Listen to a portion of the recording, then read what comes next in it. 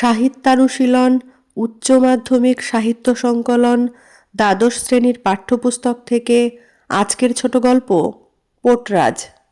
লিখেছেন শঙ্কর রাও খারাট। গ্রামের পোটরাজ দামার বাড়ির আবহাওয়া ভারী। সমস্ত জায়গায় কেবল লোকেরা হাঁটুর উপর মাথা রেখে বসে।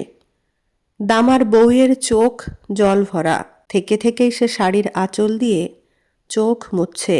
পাড়ার বউ ঝিরা আসছে, একটুক্ষণ থেকেই চলে যাচ্ছে।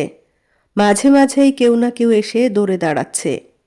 লোকে এসে শুধোচ্ছে, দুর্পদ পোটরাজ কেমন আছে? এখনো প্রাণটুকু আছে খালি বাবা, করুণ মুখে জবাব দিচ্ছে সে। ভেবো না, ভালো হয়ে যাবে, ভালো হয়ে যাবে। কাঁদছ কেন? সারা গায়ে একই অবস্থা। প্রায় প্রত্যেক